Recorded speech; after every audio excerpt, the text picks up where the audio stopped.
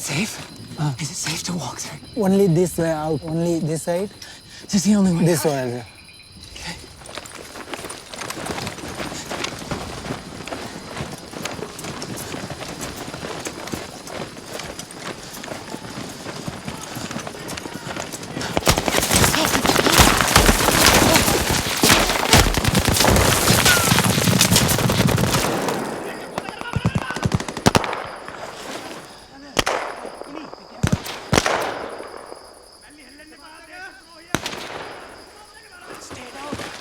I'm not armed!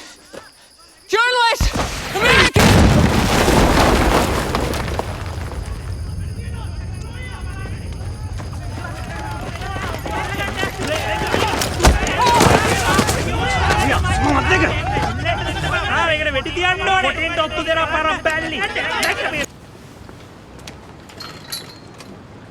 Why am I always the fucking bad guy?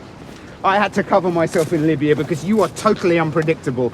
God knows everybody loves you, Marie, but you are a pain in the fucking ass. David Blundy. Who? David Blundy. What about him? Left for the Telegraph before you joined. I took his job. What is your point? And he was killed 2 years later in San Salvador. Jao Silva lost both legs at the knee in Kandahar while working for the New York Times. I was with him in Afghanistan. Safa Abu Said. Who did he work for? She was a 12-year-old Palestinian girl, killed by a stray bullet that pierced her heart. I watched her parents hold her as she bled out. She was wearing pearl earrings. She probably thought she looked pretty that day. I see it, so you don't have to. How about the gardening section, Marie? Would that make you happy? One word to Watkins and you're there. Is that what they all died for? I don't know what they died for. Yes, you do. You see it so that we don't have to, yes, but also because you couldn't imagine a world in which you didn't. No one in their right mind would do what you do, Marie.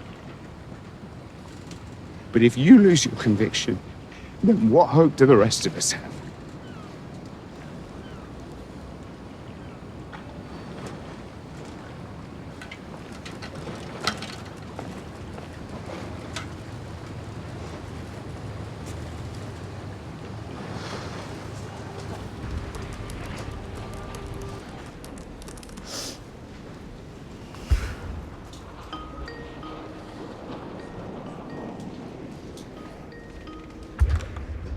Hello? Hello? We're going to patch you through to CNN. Putting you on in 5, 4, 3, 2. Marie Colvin of the Sunday Times of London, who joins us now from Homs. Why is it important, do you think, to see these images? Why is it important for you to be there? Right now, you may be one of the only Western journalists in Homs. Our team has just left. For an audience for which any conflict is very far away, this is the reality. There are 28,000 civilians, men, women, and children, a city of the cold and hungry, starving, defenseless. There are no telephones. The electricity has been cut off. Families are sharing what they have with relatives and neighbors. I have sat with literally hundreds of women with infant children who are trapped in these cold, brutal conditions, unable to feed their children anything other than sugar and water for weeks on end. That little boy was one of 2 children who died today. It's what happens every day. The Syrian regime is claiming that they're not hitting civilians, that they're just going after terrorist gangs. But every civilian house has been hit. The top floor of the building I'm in has been totally destroyed. There are no military targets here. It is a complete and utter lie.